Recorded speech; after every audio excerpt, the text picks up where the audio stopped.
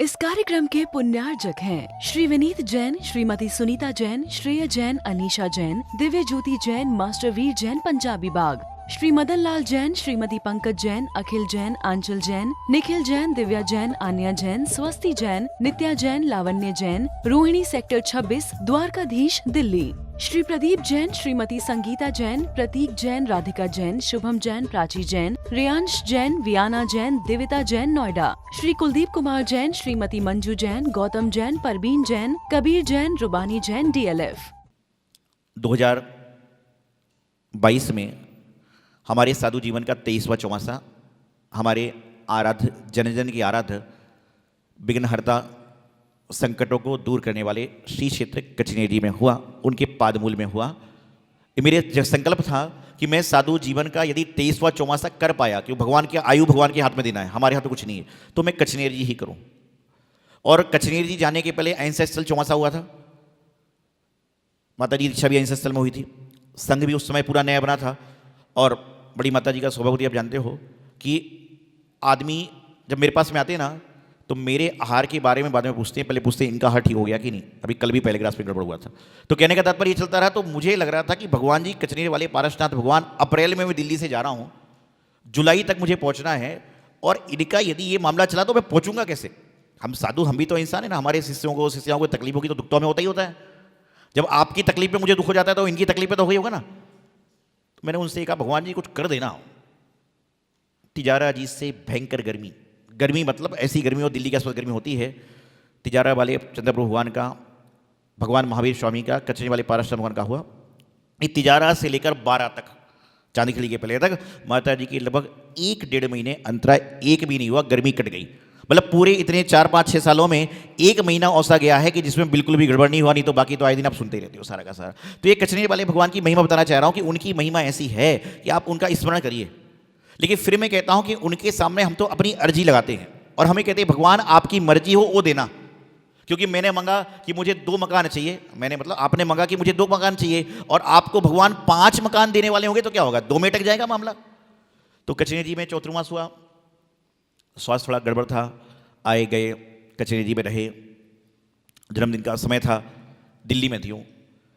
अब दिल्ली में थी, जन्मदिन का समय था, तो उनका मन था, हम बोले कोई बात नहीं, आप तो जब मेरे दर्शन करोगे जब मेरा जन्मदिन हो जाएगा। बोले नहीं महाराज जी, पता नहीं अगला जन्मदिन में देख पाऊँ कि ना देख पाऊँ। मैंने कहा जी ऐसा नहीं बोलते हैं। फिर बोले नहीं महाराज जी कुछ भी करो, मुझे जन्मदिन पर तो कचनेरी जी पहुँचना ही पहुँचना है। जो यहाँ की टीम के लोग थे उनको प्रयास कराया, सारी टीम कचनेरी में ही थी, जो टीम थी वाली, उन्होंने व्यवस्था बनाई, सारी फ्लाइट निकल गई यहाँ से, सीढ़ी से वहाँ पहुँच के 6 तारीख को दर्शन को पहुँचा दिया। उनकी मन की शांति। बोले अब कोई विकल्प नहीं है। नवंबर में लगभग कचनेरी में हमारे दर्शन, उन्होंने भगवान के दर्शन आखिरी बारी किए। जनवरी में फिर थोड़ा स्वास्थ्य खराब हुआ, घर ग्रस्त हैं, तो वहाँ पर अस्पताल में एडमिट किया, आईसीयू में ले जाने लगे।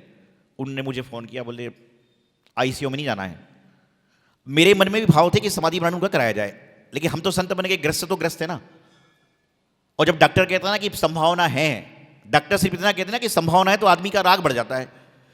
तो मैं चाह रहा था कि मैं बोलूँ, इतने में जो छोटा भाई है उसका फ़ोन आ गया, ग्रस्त जीवन का जो छोटा भाई उसका फ़ोन आ गया कि महाराज जी समाधि मरण कराना है। हमने कचनेरी वाले, हम कचनेरी में थे, घूम फिर के हम कचनेरी पहुँच गए थे वापस फरवरी में, 8 फरवरी की बात है। हम कचनेरी में थे, हमने पारसनाथ भगवान से कहा कि भगवान अब तक तो निभाया है, आगे भी निभा देना, उनका मरण करा दो, समाधि मरण करा दीजिए आप। तो सब तैयारी हो गई, छत्तीसगढ़ से आना है, कचनेरी जी पहुँचना है, औरंगाबाद तक फ्लाइट होगी, दिल्ली में फुल, बहुत सारी चीज़ें चली उसमें, यहाँ के जो टीम वर्क थे उन्होंने सब काम कर लिया था। अब लेकिन मेरे मन में वहाँ विकल्प आया कि यदि इनको समाधि के लिए मेरे पास लाया गया तो कदाचित मेरा मोह ही ना जाग जाए कि मेरी माँ है ग्रस्त जीवन की, तो मैं इनका जो अंतिम संबोधन शायद सही नहीं कर पाऊँ। तो क्या होना चाहिए, जिसने हमें साधु बनाया, जिन्होंने मुझे आपके पास से उठाकर यहाँ बैठाया, ऐसे गुरुदेव आचार्य सिद्धांत सागर जी महाराज से कल्याण हो जाए तो कितना अच्छा रहेगा। तो आचार्य श्री को निवेदन कराया, आचार्य श्री बोले ठीक है। अब समस्या ये कि ट्रेवलिंग होना है, लगभग 1000-1200 किलोमीटर की जर्नी, और आईसीयू से निकाल के ले जाना, कुछ भी हो सकता है। हमने बोला कोई बात नहीं, जैसा मेढक था कमल की पंखुड़ी लेकर चला, रास्ते में हाथी के पैर के नीचे दब के मर गया, लेकिन तो भी देव पर्याय मिली, क्योंकि उसके भाव समोषण में जाने के हो गए थे। समाधि के भाव से निकल गया, मतलब समाधि मरण की यात्रा प्रारंभ हो गई। वहां पहुंच गए रात को 3 बजे के आसपास बेला जी। समाधि के समय रात दिन का भेद नहीं होता, कभी भी समाधि दी जा सकती है, और साधु समाधि के समय चल भी सकता है रात को, बता दूं मैं आपको। तो वहां पर आचार्य का समाचार आया, बोले 3-4 बज गए, अभी करें संस्कार की बाद में करें। अब हमने कहा गुरु चरणों तो पहुंच गए हैं, 2-4-5 घंटे और सही। तो दिल्ली से इधर उधर से सारे लोग पहुंच रहे थे, सब लोग पहुंच गए वहाँ पर, परिवारजन पहुंच गए, और लगभग 9 फरवरी को 10-साढ़े 10 बजे उनकी दीक्षा हुई।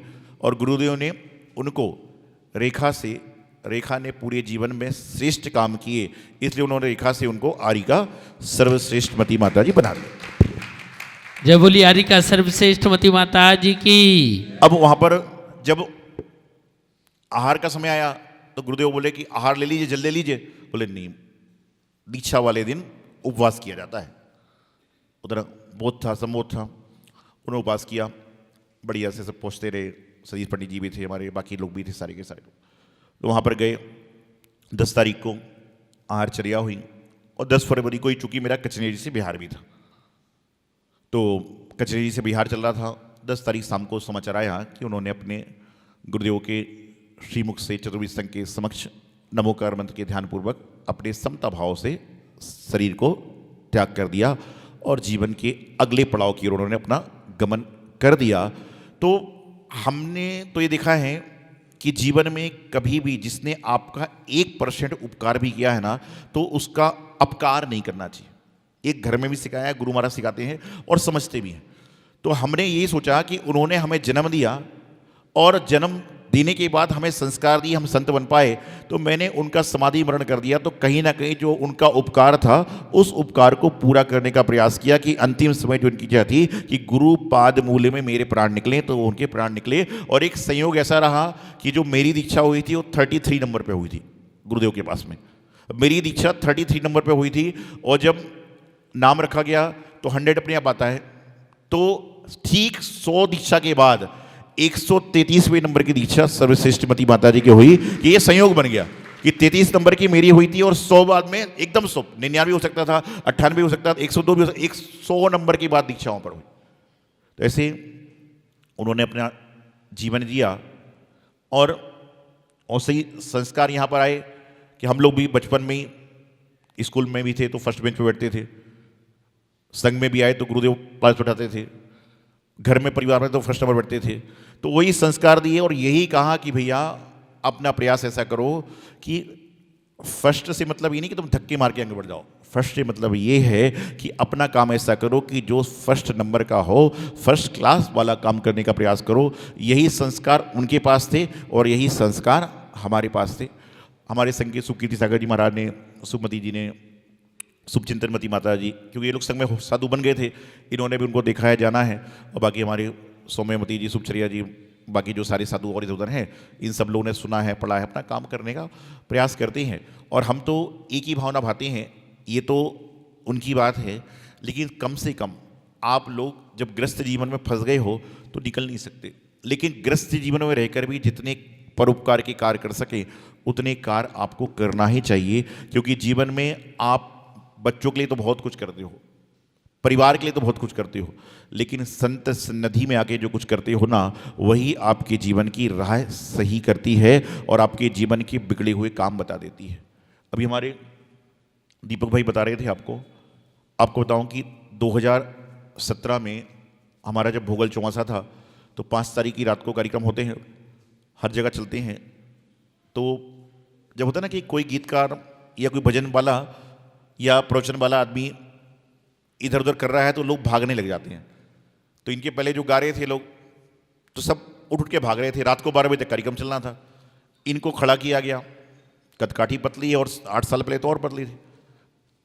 सबके मन में आया, बोले वैसी तो नींदें आ रही थी और अब जो है पूरा यही लेटना पड़ जाएगा।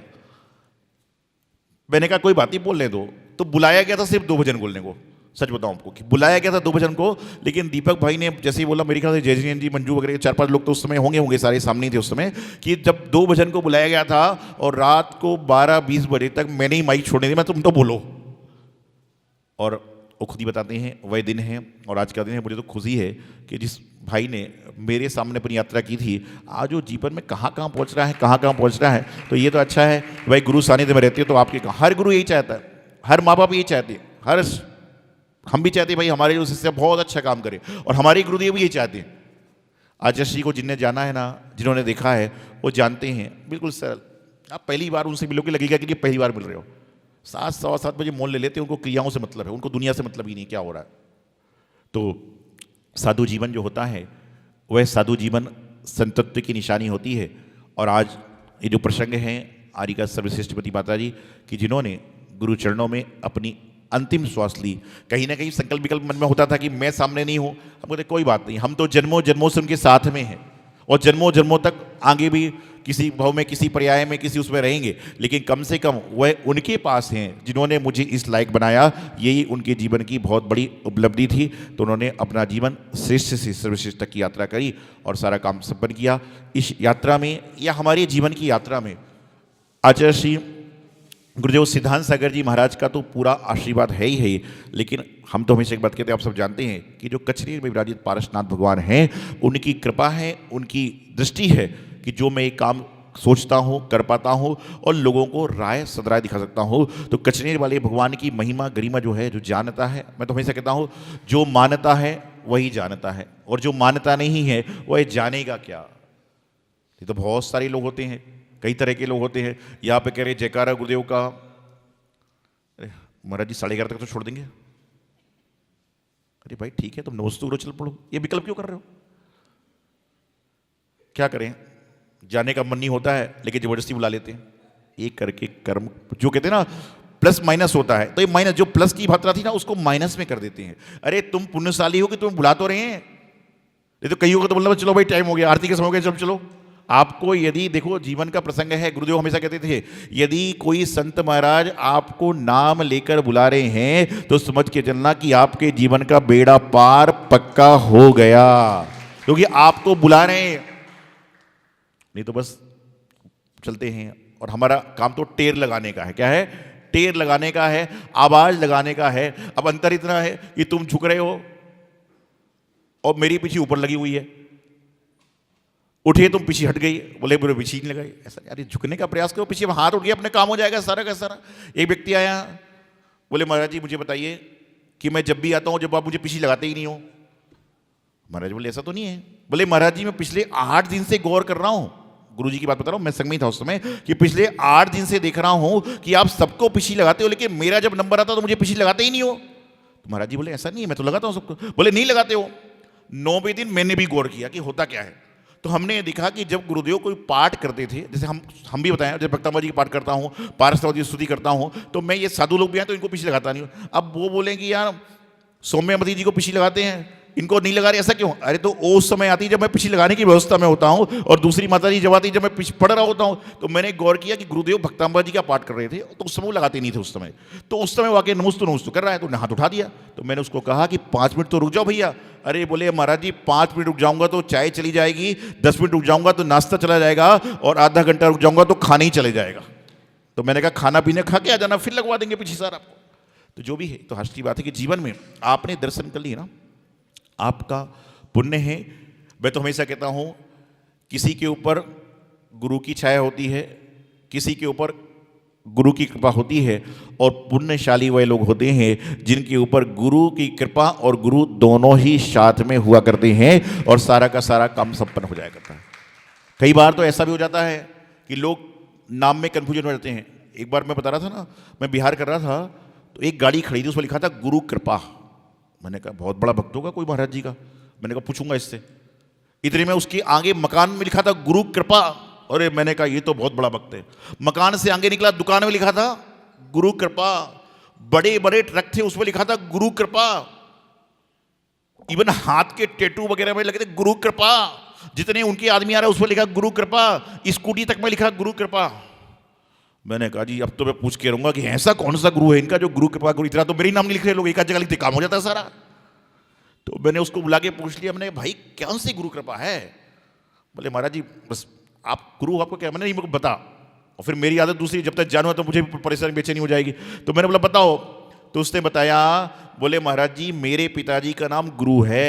मैंने कहा अच्छा, और मेरी माता का नाम कृपा है, इसलिए हम लोग सारा काम गुरु कृपा नाम से करते हैं। क्या है? मेरे पिताजी का नाम गुरु है, मेरी माँ का नाम कृपा है, इसलिए हम लोग सारा काम गुरु गुरु। मैंने कुछ बोला नहीं, मैं तो अपना आगे बिहार कर गया सारा। ऐसे ऐसे लोग होते हैं। तो जिंदगी को अच्छा बनाना है तो अच्छा बनाइए। तो प्रसंग है सर्वश्रेष्ठ श्रीमती माता जी ने श्रेष्ठ से सर्वश्रेष्ठ की यात्रा करी, ऐसे ही हमारा जीवन बने, यही मंगल शुभकामना। आचार्य गुरुदेव सिद्धांत सागर जी महाराज की जय बोली। अगर हमें अपना हाल बताना हो तो गुरुदेव हमें अपने पास बुला ही लेते हैं कि हाल चाल पूछने के लिए सब ठीक है कि नहीं है। तो ये कहीं ना कहीं हमारा सौभाग्य है कि ऐसे गुरुदेव का आशीर्वाद। और अक्सर एक बात कहता हूँ कि इस दुनिया में हर चीज़ मिलती है भाग्य से, लेकिन ऐसे सौभाग्य गुरुदेव मिलते हैं सौभाग्य से। हमारे 99 नहीं, 99.9 नहीं, पूरे सौभाग्य जागृत हैं, जो ऐसे सौभाग्य के गुरुदेव हमें दर्शन मिल रहे हैं। एक बार जोरदार ताली अपने सौभाग्य पर हो जाए। मैं ऐसे गुरु का सेवक हूँ, मैं ऐसे गुरु का सेवक, करे सेवा। ऐसे गुरु का सेवक हूँ, जाने पहचाने हैं, जाने पहचाने हैं। हम गर्व से कहते हैं गुरुवर के दीवाने हैं। हम दीवाने हैं, दीवानों को ये दर चाहिए, ये दर चाहिए। तुम्हारी कृपा की नजर चाहिए, नजर चाहिए। तुम्हारी कृपा के इशारे हुए, इशारे हुए। हाँ दिल ने कहा हम तुम्हारे हुए, तुम्हारे हुए।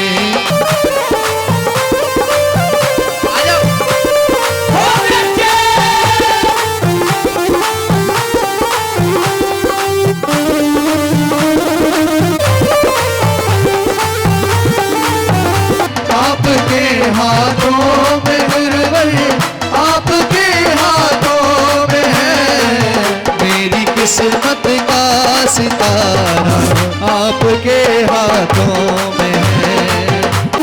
अच्छा हाँ, गुरुवर तेरे पैर मेरे हो, गुरुवर तेरे पैर मेरे घर पड़ जाए, गुरुवर तेरे पैर मेरे घर पड़ जाए। तेरा मेरा मेरा तेरा प्रेम बढ़ जाए। जयकारा गुरुदेव का, जय जय गुरुदेव।